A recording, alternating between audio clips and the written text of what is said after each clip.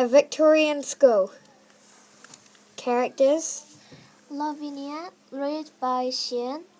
Jimmy, read by Sohan. Samuel, read by Lockie. Mr. Bostock, read by Tom. Miss Levisic, read by Byron. Jessie, read by Kira.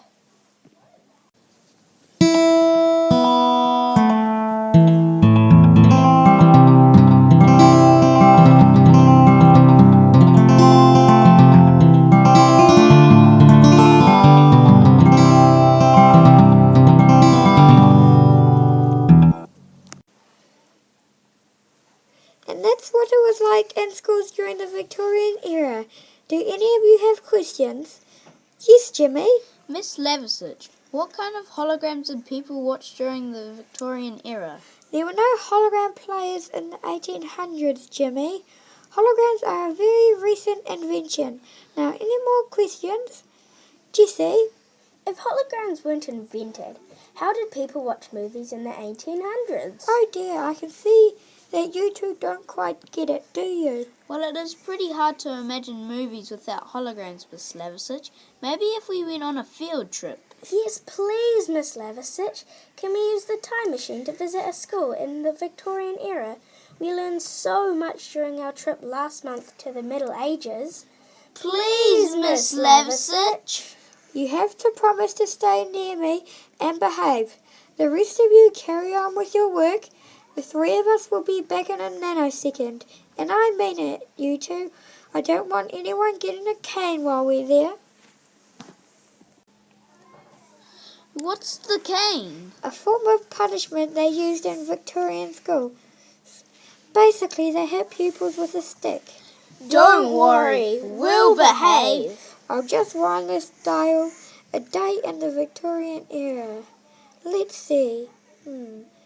What about 1860? That ought to do it.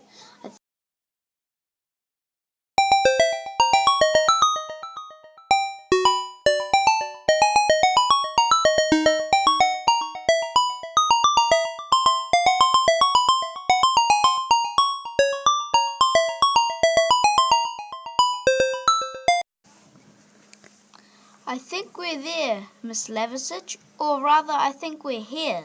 What is this place? It looks kind of like a village. It must be a village school, though that teacher looks more like a church minister. Silence, young man. You are not permitted to speak in my class unless you are asked. Now come in and sit down, both of you. Get your slates out. Come on, quickly. Ow, what? Jimmy, do you know what a slate is? Please, sir, we don't know what a slate is. It appears you may need a little reminder then, young dunce. When the dinner bell goes, you will take your slate to the dunce's corner.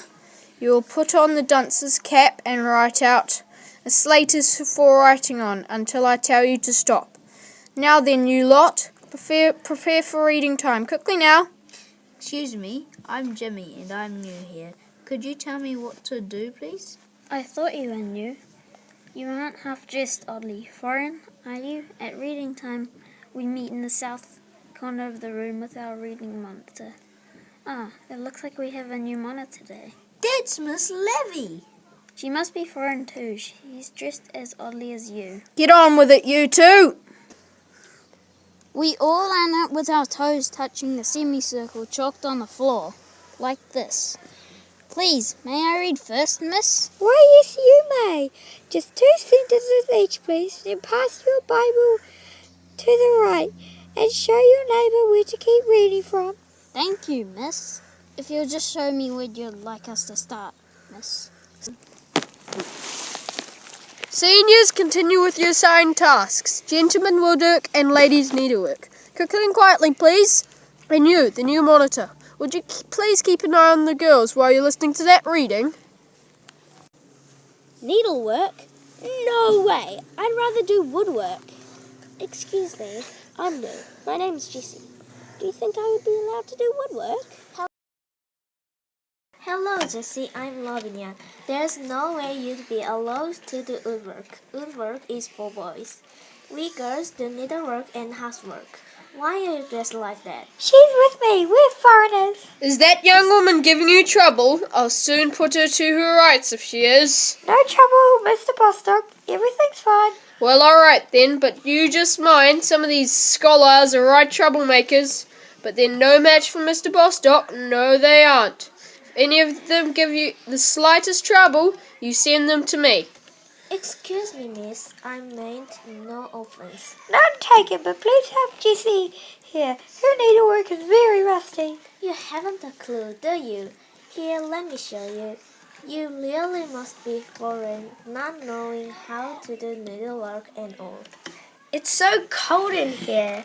I can barely get my fingers to work, and it's so noisy. How do you ever concentrate? Is it warm and quiet where you've come from then? I wish I could visit foreign parts someday. Yes, and the air is a lot fresher too. The air is stale today, isn't it? But you soon get used to it. And at least we get to attend school in this village. In our last village, only the boys were allowed to stay on to this age. Why are the windows so high up? To stop us looking out and being distracted from our work. This building is in very good condition, is it? No, it isn't. It used to be a barn, but all village schools are like this. Haven't you ever been in one before? Where do you three come from?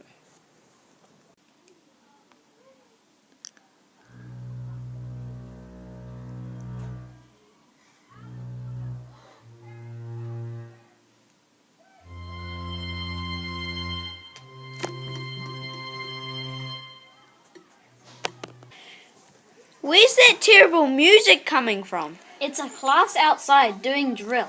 Drill? What's drill? Drill's exercise. You know, jogging, stretching, and lifting weights in time to the music. You're kidding me, right? No, I... Time, pupils! Quickly and quietly! Back to your desks. Arithmetic next. Monitors, quickly and quietly, quickly and quietly! Good. I like arithmetic. I hope it's more interesting than reading was. It's pretty much the same, actually. We sit in our seats, reciting and chanting like parrots. But don't you dare get anything wrong. We copy and complete the sums onto our slates, and then after 15 minutes we have to be ready to recite them by heart to Mr. Bostock. And you know what he's like. Make a mistake and out comes his cane. 15 minutes? You're allowed to use an abacus if you can find one that isn't broken. Master Stewart, if you dare drop that abacus, I'll cane you. And the same goes for you, Master Lewis. If you smudge your work, get on with your arithmetic, everyone, quickly and quietly. I've seen his new cane. He's replaced the one he broke on me last week. Please, Miss Lavasich, can we go back to the 21st century? I don't like it here. Me neither. It's cold and noisy. And strict and boring. Scary and smelly too. And here comes Mr. Bostock. Back to the time machine then, you do. Quick before Mr. Bostock gets here. Don't you mean quickly and quietly?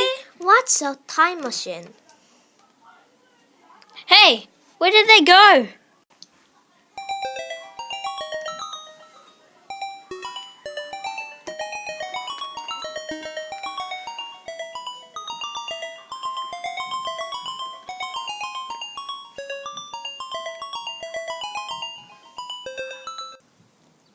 Credits. Music by Sohan. And Byron. Drawings by Kira. Tom. Byron. Sohan. Lockie. Theon and helped by Jane. Written by Marilyn Pluck.